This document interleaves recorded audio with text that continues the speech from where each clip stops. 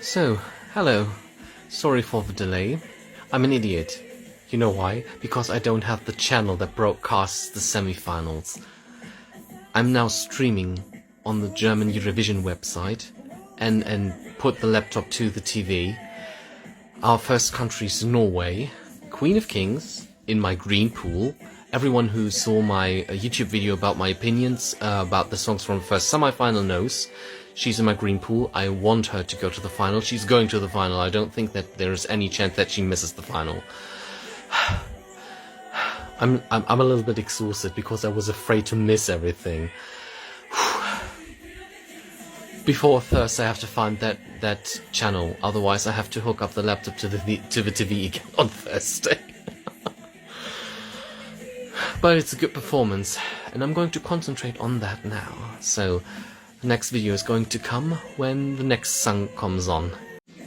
I'm again making use of the glass behind me so that you can see what happens on my TV. We are now at Malta.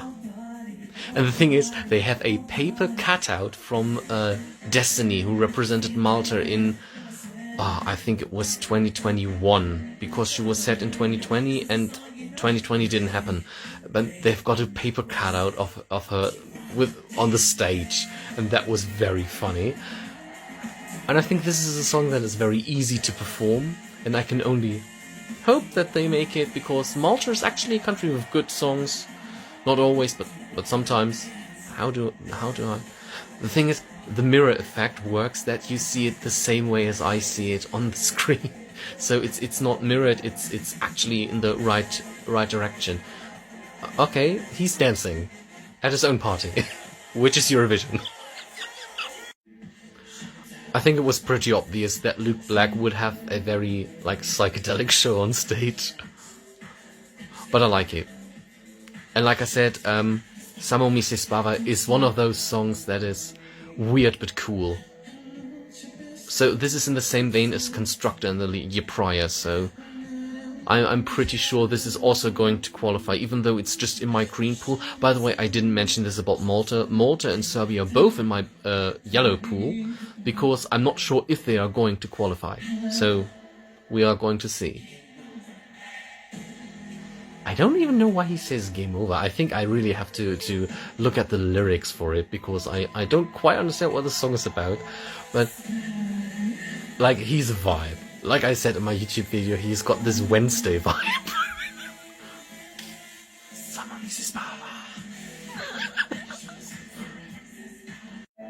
So, this is Latvia, which is a song of my red pool where I say, oh, I don't think this is going to make the final. According to the German commentator, their song title, Aija, is a sound that Latvian people make to calm a baby down. Interesting choice. I still have something to say about Serbia. So the second half of the performance looked like he got inspired by something like Call of Duty or something, because it said enemy defeated at the end. Very strange. So this is a little bit more stripped back, with a lot of lights.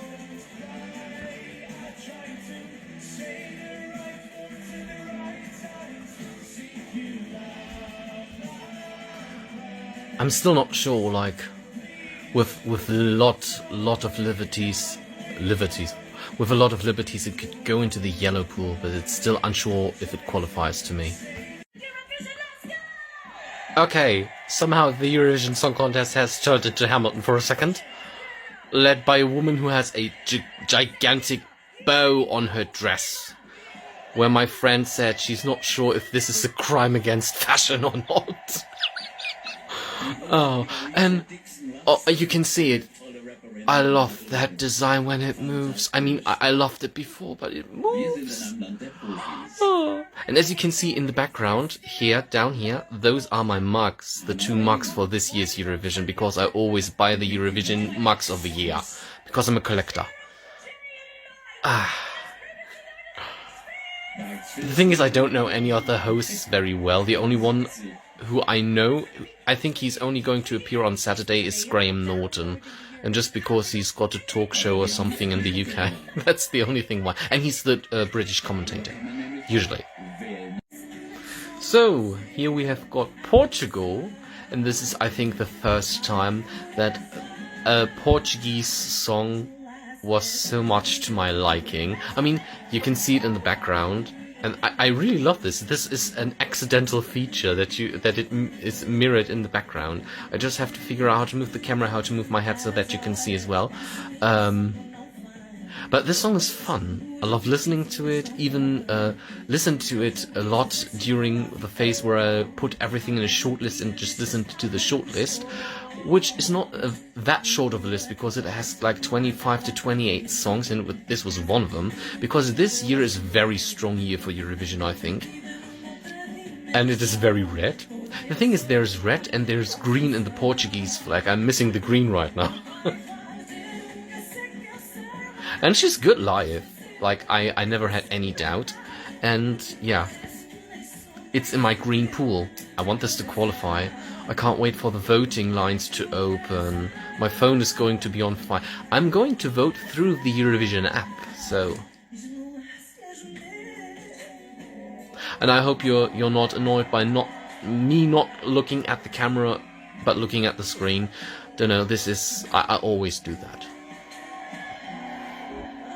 I'm going to enjoy the rest of the performance. Although I can leave you with me right now, so she reminds me of Lindsay Sterling somehow from the looks.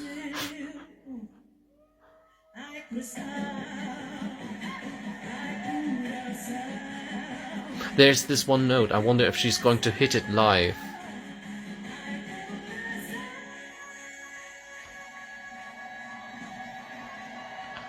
She did!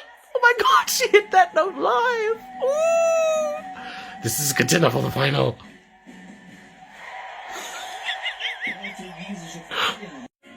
Under the falling sun.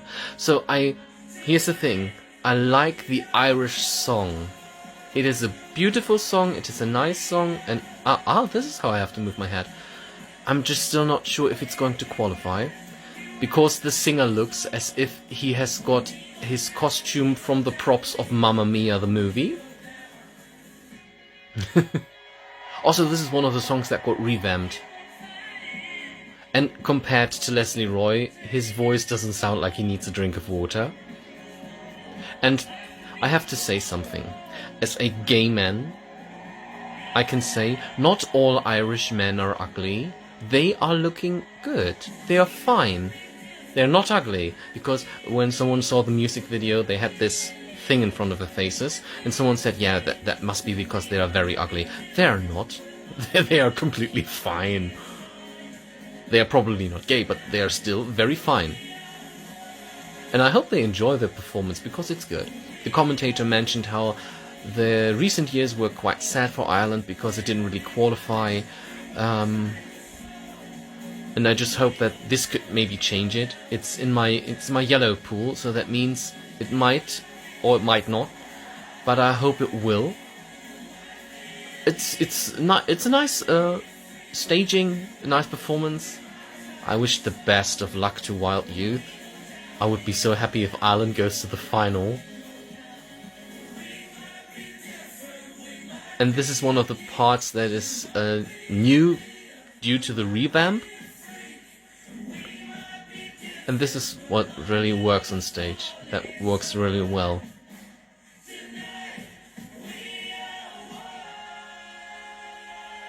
And a good vocal performance. Wonderful.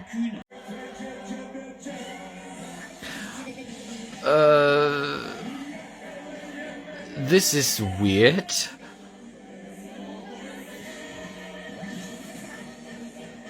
And it doesn't very seem coherent as a song.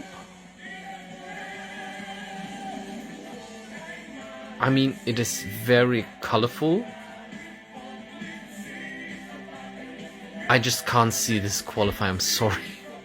It's on my red pool list, so on my red list in the red pool, I don't think this is going to qualify. Because it's... also the singing is just mediocre. But when you see something like this, you don't really just listen to or how they are singing. You are just so flabbergasted by what you see, Oh my god, are they going to do this rocket thing from the music video? I just feel so weirded out. Like, I want to laugh about it, but I'm not sure if this is a good thing. This is... Wow, adjusting the phone so you can see the screen is incredibly hard right now. This is disturbing my cognitive ability. I mean, come on, this is what Eurovision is about. Even though I don't like it, it's funny on stage, but this is not really a qualifier. So this would only qualify if the rest of the songs all would be ballads, so that there would be some spice in the final. Thank God we've got enough spice this year. Oh my god, they're finished. Thank God. I'm totally impressed by the Switzerland live vocals. Because for such a young man, his voice is very deep and rich. And he sounds like that live too.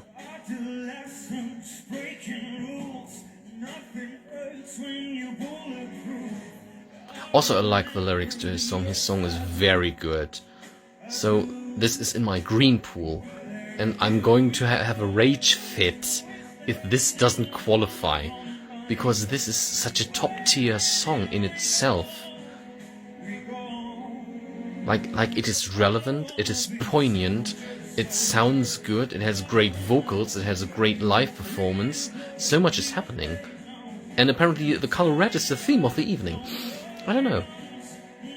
Maybe opposed to the yellow of the overall logo.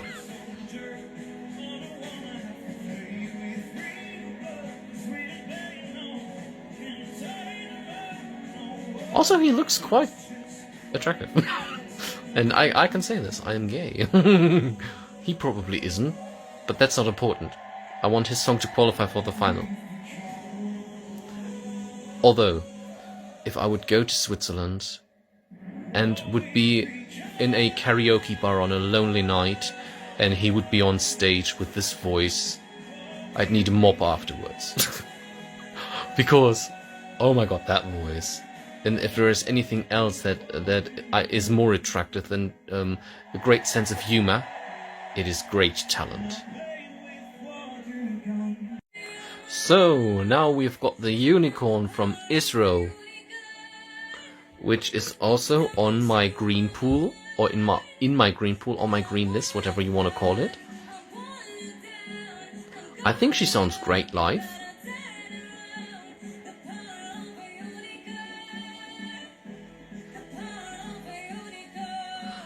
I just still don't know what the power of unicorn actually is, so... I still have trouble adjusting my phone. I have to check if there's an old mirror somewhere that I can use, that I can put up in front of me, behind me, for you to see easier.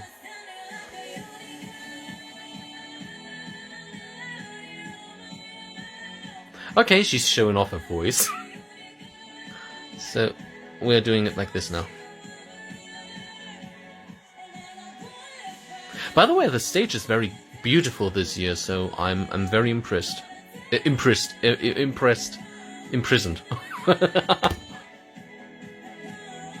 By the way, when I'm here, talking about postcards, the postcards are very beautiful. They show places in Ukraine and the UK and in the country the singer is from, who's going to perform next. This is very beautiful. This is acknowledging everything. I wish they always had postcards like this. Every year I say those postcards are cool. I hope they are continuing doing this. And every year this trend gets cooler somehow.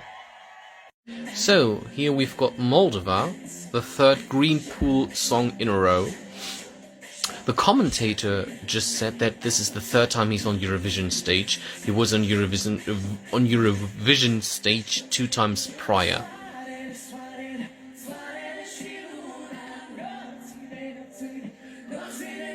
And apparently his song means sun and moon. Good to know.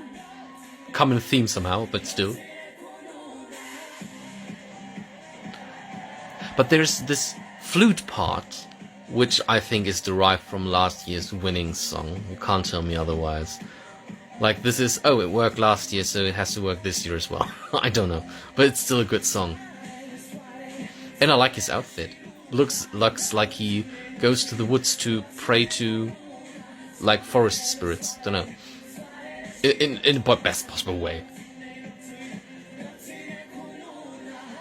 And the visuals are very striking.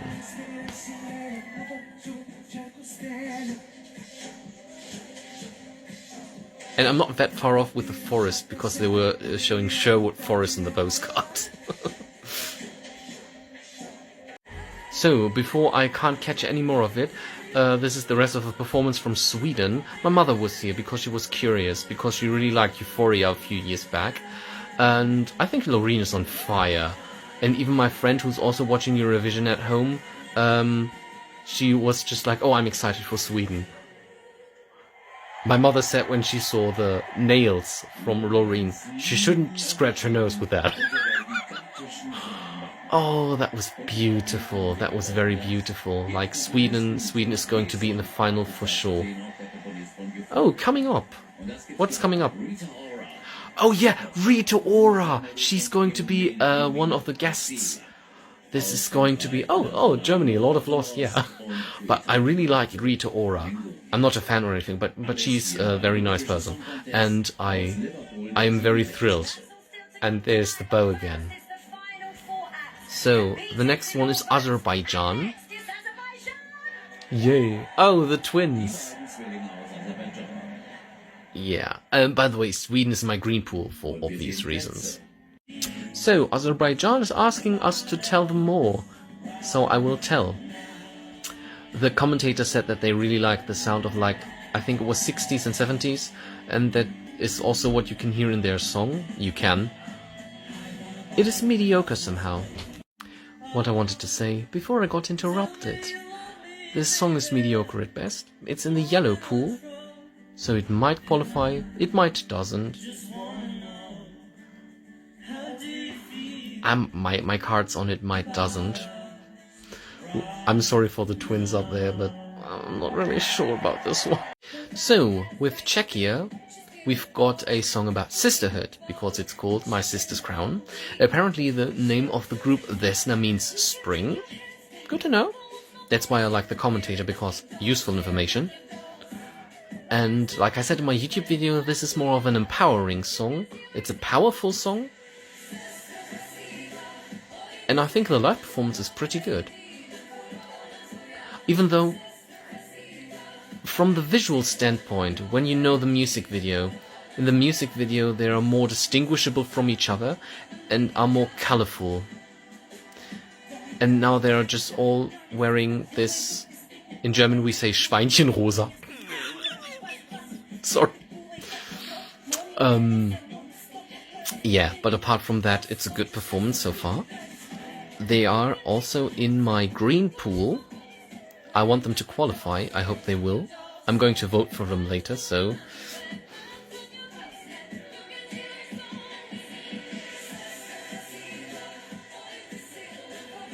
Nice performance. I'm completely mesmerized right now, if you can't tell. So, this is going to be the song from the Netherlands now. And as I've mentioned in my video on YouTube before, there was trouble. Because when they were singing live in London and Amsterdam, they weren't really good live singing wise. And they also had to go to a higher pitch. And I hope this is going to work out for them. And from the beginning I was unsure about the song. It's in my yellow pool. I have to emphasize, this song grew on me. It is a beautiful song. I mean, it was written by Duncan Lawrence, so... Although I have to say, so far...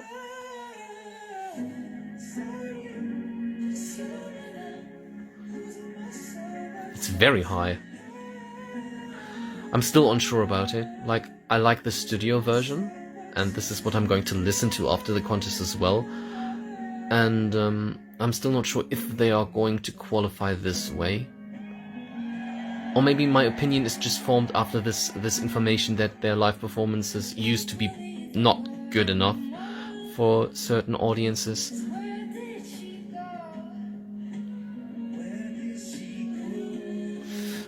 I'm still unsure.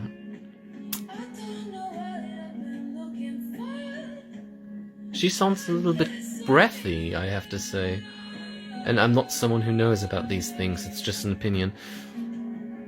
But still, I have to emphasize, this song grew on me. It's not a bad song, but the performance is essential this time. And either they have a good performance... Yeah, that's actually a better part.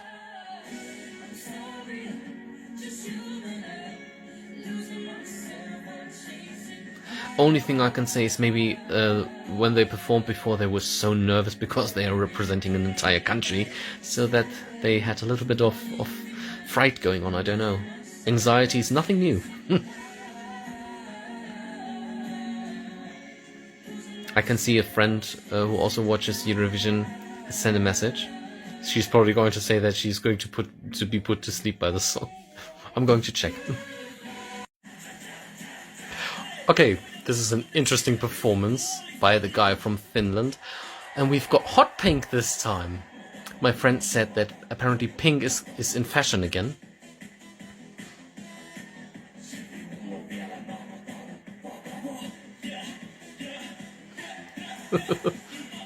He's doing some weird things on this stage. But he's a good performer.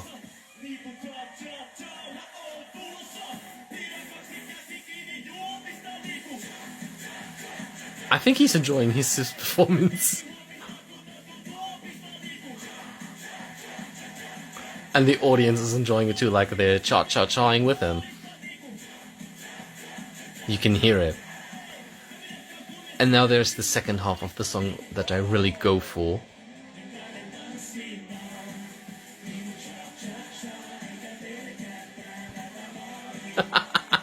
Okay, he's a silly person, but I like that.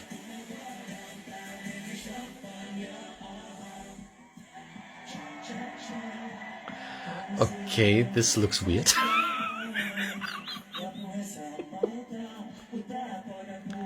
Okay, he's riding his godette. Oh dear, you can't tell this to anyone, they think you're crazy. But hey, it's Eurovision.